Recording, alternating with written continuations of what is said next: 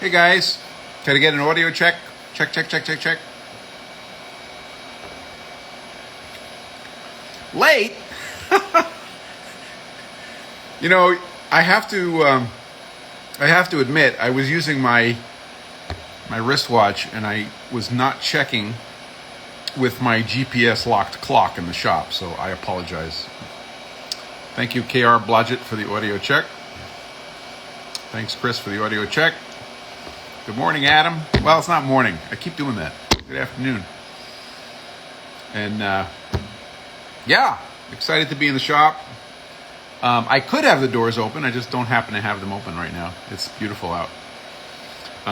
Silk Road, good morning. So I actually had to use some heat today. I turned some heat on in the shop. It was a little chilly. It wasn't terrible, but it was about 62 degrees in here. I brought it up to 68. But since then, I haven't heard the heat come on at all. So I hope everybody's having an awesome weekend. I am. Everybody's, doing well here, and the sun is shining, and the other son is playing video games. Hey, Warren, did you just go out and then come back in, or am I confused? I'm probably confused. Oh no, that was somebody else that was yelling at me because I was late.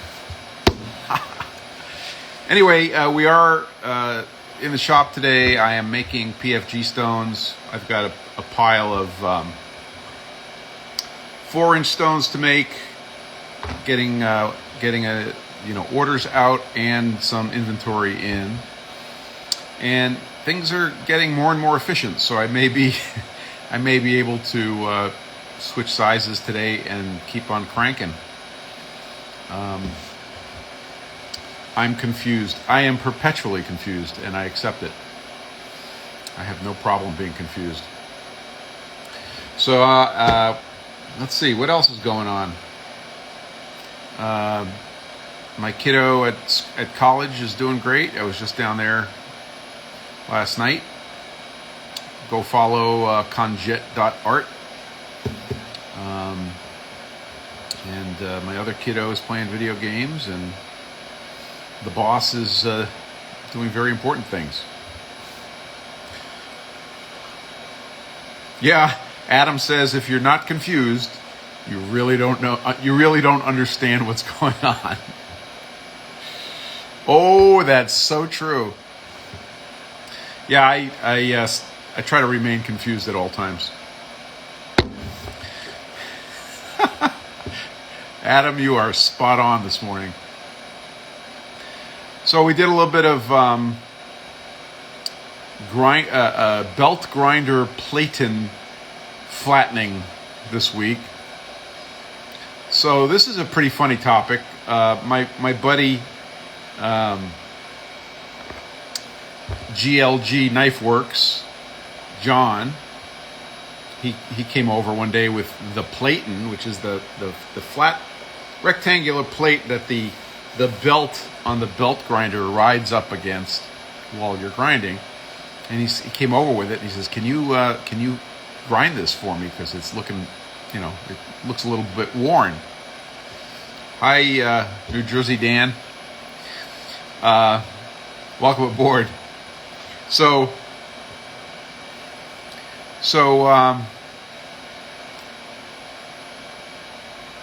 where was I? Oh yeah. So he says, can you flatten the platen for me? And I posted this, and it's just I think it's just soft steel. It's just cold rolled steel. But John had made 1,000 knives. That's not an exaggeration, and it was pretty chewed up. So I went ahead and I ground it. Well, as soon as I posted that, I know you're going to find this hard to believe, I start getting requests. Hey, can you flatten this for me? So I got a request from one of my PFG Stone customers, and I said, sure, send them along. So that was the last thing I posted. There were 2 of them, and they were brand new, and that's where I was able to really get a gander at. This was simply cold rolled steel stock. So I ground them. That was a lot of fun. But of course, I switched over to steel, so the wheel changes, and that's all. The wheel changes, and then we went to town. And then I get a PM last night from another guy. So I'm thinking that I'm going to put a price, on this and put it on the I guess services list. I don't mind doing it. It's a half-hour machine time and operator time, and I don't, obviously, because I have the CNC grinder, I don't have to stand here and do it. So I'm thinking I need some feedback from you guys. I'm thinking $49 plus $10 per additional per table load, because if I could do four of them at a time, I would charge $49 and plus 30, so $79, and that's both sides flattened. Is that reasonable or is that crazy? Give me some feedback, because I don't think this is going to stop. I think there's a lot more knife makers out there with chewed up platens that would like to get them surface ground properly. So might do that. Anyway, that's what I'm going to quote the guy that just pinged me. However, I was happy to do it for a PFG Stone customer for nothing. That was just a bit of customer service. KR Blodgett says it seems reasonable. Thank you. I value your feedback. I don't know. I think this is something that's appropriate to do for customers. Be nice to your customers. And I think that's basically it. Let's see. Somebody popped a question in the question box. So down below, there's like a little question button. Use that to ask questions so we don't lose them.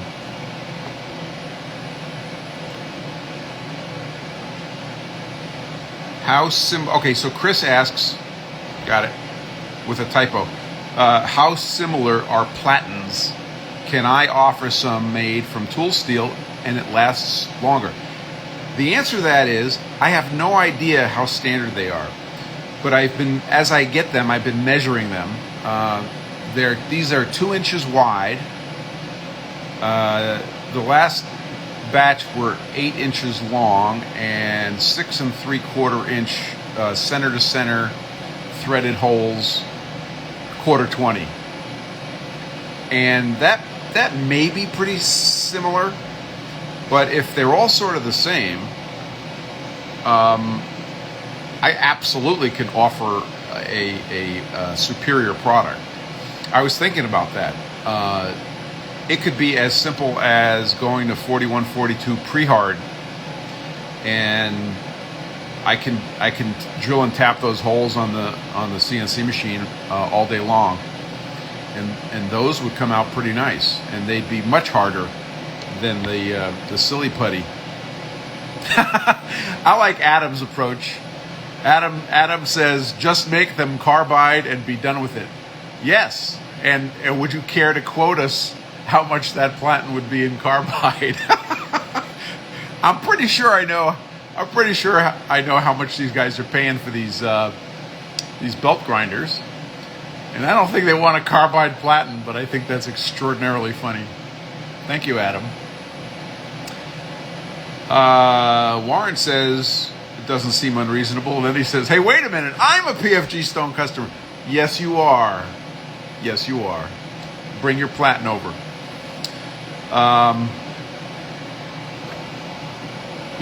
Oh, so according to Warren, Robin Renzetti back on a podcast said to use a chunk of high-speed steel.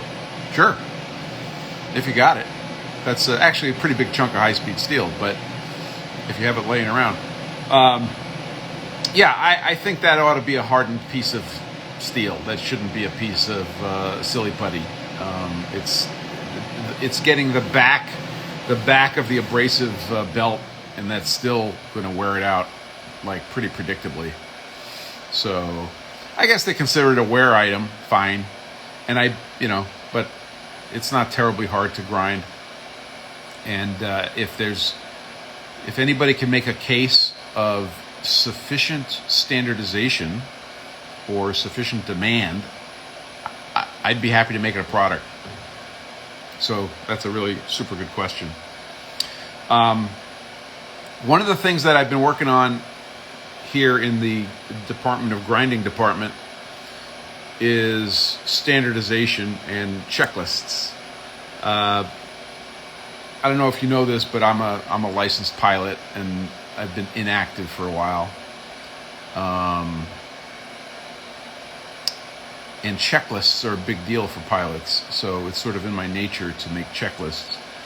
Fadradcator says, what about Maycore or brotosilicate? Those are two words I have no idea what they mean, and I am very interested to learn. So I don't know what those materials are. I'm pretty sure I can get off the shelf 4142 pre-hard in the size required, and I could cut them to length and pop 2 holes in it and grind it. Okay, so Adam says Maycore is too soft. We have an argument. Go. I don't know what Maycore is. So brotosilicate is ceramic and glass. Interesting. I don't know, guys. I think just 4142 at Rockwell, 40-ish is going to be a million miles better than what the grinder guys are doing, the belt grinder guys are doing. So checklists. I've been working on checklists. So this past week, I've been working on my startup checklist for the grinder, because there's a few non-obvious things. And all I'm doing is I'm using a 3x5 card. I take my first cut at making the checklist, and then you can see my little notes written in pen on the sides, and slowly I'm improving the startup checklist. And then separately I have a setup checklist, which is a little longer, of things that need to get done during setup. And my plan, of course, is to improve these, and then eventually just make laminated, a big laminated card which will sit on the control. And then if I ever find errors, I write them in with a Sharpie, and then improve the checklist. Hey, Dika.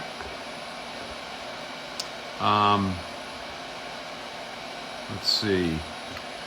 Adam says Maycore is Corning's machinable Cermak product. Soft like chalk, but good insulating properties. Fadradcator says, I am from Corning. Are you from Corning, New York, or Corning Glass, which is in Corning, New York? I'm just curious. Anyway, so checklists have been an issue for me this week. Ceramic. Apparently, the word Cermak has happened several times now. I think somebody's spell checker has decided that's a really good idea. The town of Corning, okay. I would love to know somebody at Corning Glass. I think that whole industry is fascinating, and I don't know anything about it. So do you guys use checklists? I live and breathe by checklists. When I was flying, not only did we use checklists, and I know one of you guys is a pilot, because when I did that funny little shutdown video on the grinder, when I was admonished. Oh, Fadradcator was at Corning when they were making the shuttle tiles. Well, that's wicked cool. When I made the funny shutdown video where I was admonished for not having the sound to hear the switches all clicking and snicking when I turned things off, one of the guys, and forgive me, you're probably here today, I forgot who said it, said flow. Or he pointed out that I was doing a flow checklist, and that is exactly correct. So one of the really useful things I learned that is a direct crossover from flying is, it was KR Blodgett. There you go. Is when you establish a checklist, having a physical path. You know, if you have a control panel, or you have a bunch of controls in a cockpit, by organizing your checklist so that you have a physical path to follow your checklist, it's much easier to remember, and you remember it in two places in your brain. Not only the sort of the printed list place, depending on how your brain works, but also a physical flow so that you hit all the switches. And if you ever watch any videos of commercial pilots doing their thing, you frequently see them shockingly quickly rip through the switches in a flow. And so congratulations, KR Blodgett. You nailed it. That's exactly what was going on there. And in the airplane, I had a flow checklist as well. So I am developing the same thing on the grinder. But we need printed checklists as soon as you've graduated from a manual grinder to a CNC grinder. It is a much more complicated cockpit. It's not terrible, but you want to get everything right, because if you get anything wrong, it's a bad day. So that's all I wanted to say about checklists, and I encourage. KR Blodgett says checklists are fantastic. Even surgeons use them. Oh yes, absolutely. It's pretty critical. And the nice thing about making a checklist is you can boil it. You could literally distill it down to what's the important things. And in aviation, we used to say, the checklist should be everything that prevents you from dying, and not the stuff that is not terribly important. Rinse and repeat, exactly. Warren says checklists are good for organized people. I am not organized. I beg your pardon, sir. I think you're pretty organized in your own way. Another cool thing for checklists is to develop a mnemonic device. What's the glide ratio on your grinder? It depends if it's running or not. I think it has the same glide ratio as a homesick brick, as we used to say. I had some place to go. I don't remember what it was about checklists. But, mnemonic devices. I could still remember, sifters and Haddam. Sifters was controls, instruments, fuel, flaps, trim, run-ups, seatbelt switches. That was the pre-takeoff checklist. Haddam was the clearance checklist, heading, altitude, turn, and missed approach. So you develop these mnemonic devices. I think in front of the grinder, having these posted is going to be the big thing, and then still having that shutdown flow checklist is easy. And shutting down on the grinder is even easier than shutting down on the vertical machining center. But I have a nice flow on the vertical machining center, and that's how I do it. So highly recommended. Mr. Fish, welcome aboard. So checklists, make them, use them. 949 Designs, welcome aboard. So if you guys have any questions, please pop them in the question button downstairs here. So I also wanted to talk a little bit about the concept of parallelization in the shop, which is directly efficiency. One of the things that I've learned about the CNC grinder, and you learn this with every CNC machine, I think, is that it's not necessarily that it's going to do the job faster or better than a manual machine. It's that you could start it doing its task and then go do something else. So, yeah, Dika says, I made about a few hundreds of checklists on my day job. Yeah, no, absolutely. And we talked last week. Was it last week we talked about notebooks, right? If you have your notebook and you have your pile of checklists, it's pretty efficient. So I love having CNC machines for everything, and a CNC grinder was the last piece of the puzzle. So I could run around, like this morning I'm running around just tending to CNC machines. Grinder's a CNC machine. I have 3 3D printers cranking out trays. The laser is a CNC machine, although that requires a little bit more attention. So let's see.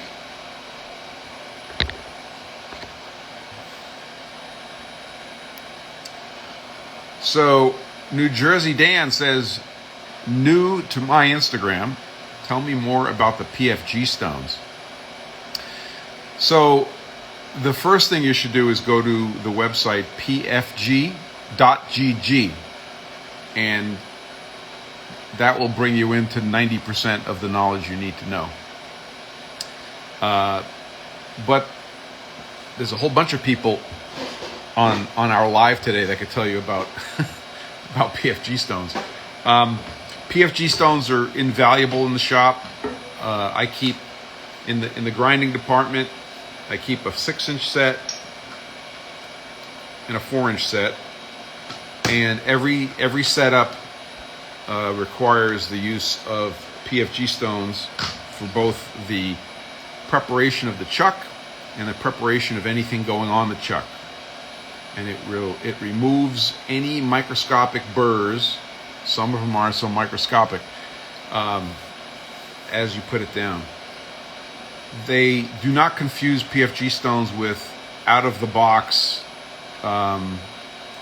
stones, because those are going to be 5 to 10 thousandths out of flat, and that means they're going to touch on much tinier areas as you approach a flat surface, and therefore the pressure, the pounds per square inch, is going to be very high, and they're going to cut, and they're going to scratch, and they're going to destroy your nice surface.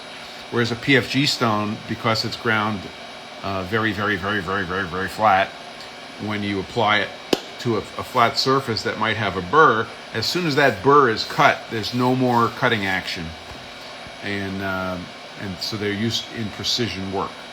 Okay, so go to pfg.gg and you can learn more about it. And if after you review that page and you watch all the videos on the bottom, I am happy to answer questions. That'd be no problem. Happy to do it. So, yeah, parallelization. So I can get the grinder going, and my cycle times can be anywhere between 20 minutes and 40 minutes. You're welcome, New Jersey Dan. And during those 20 to 40 minutes, I'm literally either going downstairs and checking on, or starting up another 3D print, or I'm sweeping or mixing coolant for the other machine. So it's like getting another person for the shop.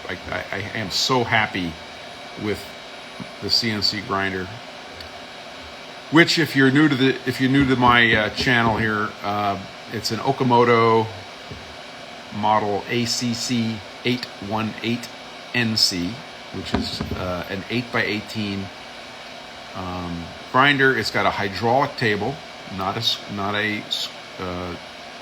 ball screw table, and then it's got Y and Z on ball screws, and they're all under the control of a Fanuc OIMD control. So thank you for your very kind words, for Fadradcator. One day you're going to teach me how to pronounce that. I appreciate your kind words on the site. Every time I learn something, because it's, I control the site and it's easy to edit, I put it up on the site, or I clarify something, or I fix an error. So it's very much a living document. Welcome aboard, Machinist Guru. That's a great name, because we all need a machinist guru in our lives. Again, if you're just joining us and you had any questions, put it in the question button down there. So I want to talk about one more topic today, and that is the danger of, in our case, because we're machinists here, machining while tired.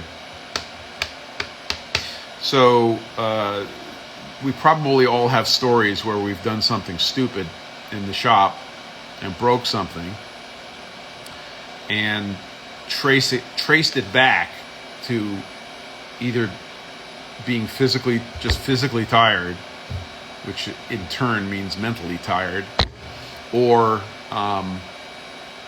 literally having low blood sugar, which basically has the same effect, or in the end. And I think of all the, whenever we're working with, I think everybody needs to be aware of their condition with respect to being tired, being fed, and being ready to do the job. And if you're not, and you can possibly push the big pause button and go take care of yourself, I think that's going to save you money and improve your quality. I remember years ago I was making some antenna parts. That's my day job. And I had designed this antenna in a mounting system. And so there were these machined aluminum blocks. Oh, KR Blodgett, I want you to share that with us in a minute. Let me finish the story. And I just remember I had to make 80 of these things on the order of 100 pieces. So I was cranking along, and it was late. I remember it was after dark, so it might have been 9 o'clock, it might have been 10 o'clock. But of course, I have to get this project done. And I just remember hearing the cycle end on the block. And I went over and I opened up my vertical machining center door, and the cycle had not ended. It was a pause, somewhere in the cycle where it got quiet. It was totally normal, but my brain said, "Oh, the cycle ended," and my interlock on the door was defeated. Now, it was defeated on delivery new. Okay, so that's another story. But I opened the door literally about 4 inches and realized what was about to potentially happen. And I closed the door and I said, "You idiot." So I did a few things. The first thing I did was recognize that there's a difference between being a machinist and being an operator. You could be the same person, and it could just be a different time of day, a different part of the calendar. But are you a machinist or are you an operator? And being an operator can get pretty boring. So I kind of made that distinction in my head that there's operator mode and there's machinist mode. And the second thing I did is I immediately, like that week, did what I had to do to fix the interlock and put it back in place so that you cannot open the door when the cycle's running. And I know that, some people think that's a pain in the ass. I don't care. That's what was needed that night for the very tired operator that was running that machine, which happened to be me. So don't defeat your interlocks. That they're there for a reason. And then to do setups, I have a key, which is the same key that's on top of the door. And I could shove the key in, but that key has a big yellow strap hanging from it, so that you not only can't close the door with that key stuck in the interlock, but the yellow strap is hanging there, in your face, so you know it's there. So I'm still able to do setups. I'm still able to run my table around and run my head up and down manually while I have my head in there looking at the indicator. but that key is got this big yellow strap hanging, and you cannot mistake it.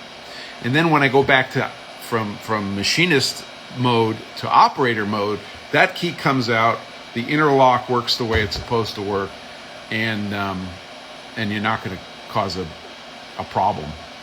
And I still got them, all 10. So I was happy about that. So that was a little story about machining tired. I have another story about machining tired that I'm not prepared to share. I think it's going to be another couple of years before I can tell you this story because I'm embarrassed by it. But one day I will tell you the story another time. So don't machine tired. I was tired before we started the live because I was running around.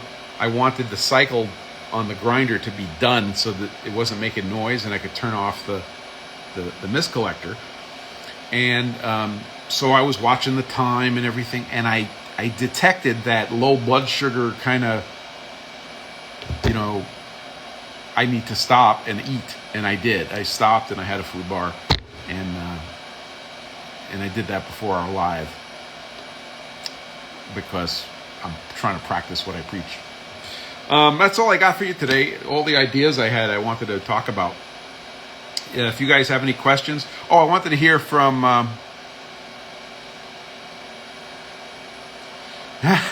Warren says, a couple of Stellas, which is a beer, after a long day's work, plus being tired, will help you break end mills.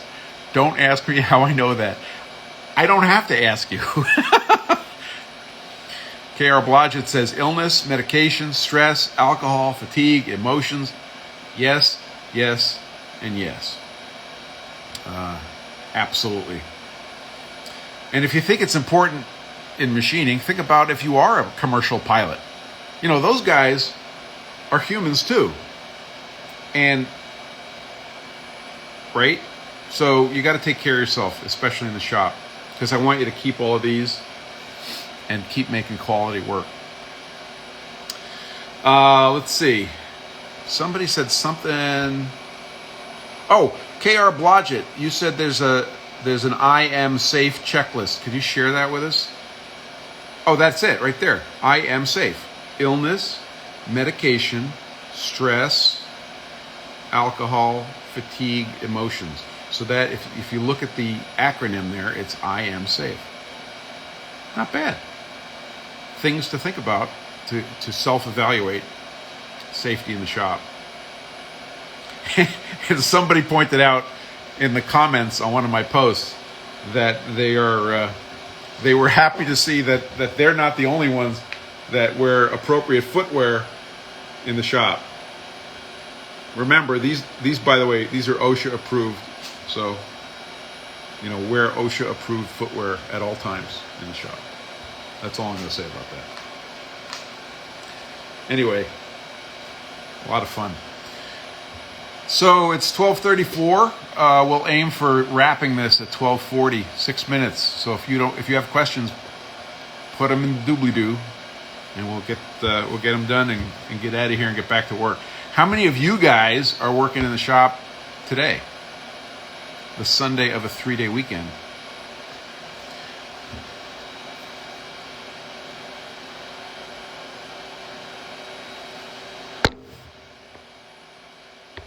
Ocean approved, yes.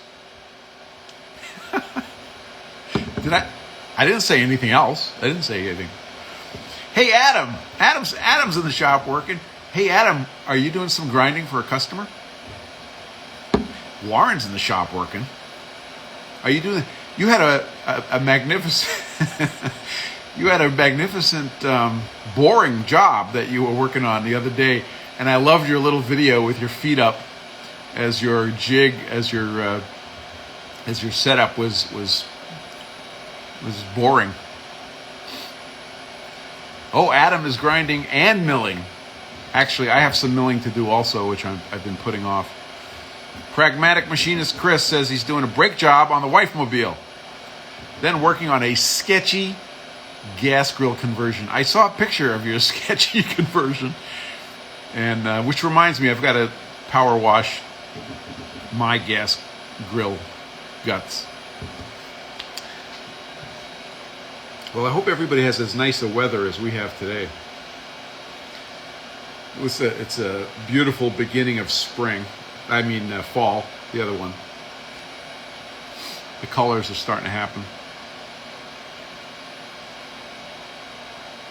Hey, so this is not a profit center for me at all, but Kinetic Precision does have t-shirts, and if you guys are interested, you could head over to PFG.GG and just go to the store and you'll see the t-shirts. They're priced like at essentially zero profit. And they're drop shipped direct. And those come from a company called Printful. But we have some nice t-shirts in many colors. And I'm trying to add some more heavier t-shirts. The leaves are starting to change. I wouldn't say fast. We're a couple of weeks away from fast. Usually the peak color, yeah, Warren says his colors, he's north of me. Hey Bob, nice to see you. Well, I'm not seeing you, you're seeing me. And for that, I apologize. But welcome aboard. We used to say the second week after Columbus Day is sort of the peak. So we're probably 2 weeks away from really nice colors. But yeah, and the other way you know that it's fall is that the dry leaves start blowing into the shop when I open the doors. Okay, we have a question. For Fadraticator says, back to belt grinder platens. Is heat the biggest problem? I don't think so. I think just abrasion is the biggest problem. I just think you're dragging a strong textile, at high speed across that platen. It just wears it. I don't think it's heat. It's just abrasion. So, yeah. I would make them, I'll say it again, I'd make them at a 41, 42 pre-hard. And it's pretty low cost, off-the-shelf solution. And if I get enough requests, I'll make them. But I don't think heat's the issue. And the other thing you could do is you could make them, the ones I saw were a 1/4 inch thick. And I think that's enough, material to, for a while, to keep refreshing it. You can make them thicker. Spring steel. So, yeah, spring steel's harder. Yeah, spring steel would work, but you still need the threaded holes, because those guys use 2 threaded holes and they screw them in from the back in a 1/4 inch thick. So yeah, you could use spring steel, but I think it's a more expensive solution, harder to deal with.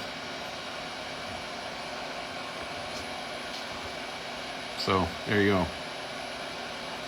All right, last call for questions, and then I'm going to wrap it here. I may go grab a little more to eat, and then hit the grinder again. So we'll do the same thing next week, Sunday, noon. Favorite Bruce Springsteen. Okay, so favorite Bruce Springsteen song. I like all of them. But my favorite theme song of all time is from, what's the name of the group? So, you guys, somebody in the group will know. But the title is Crawling from the Wreckage. And the name of the group is not on the tip of my tongue.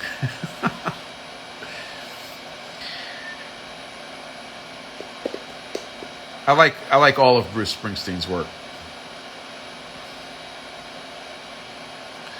All right. at the risk of being,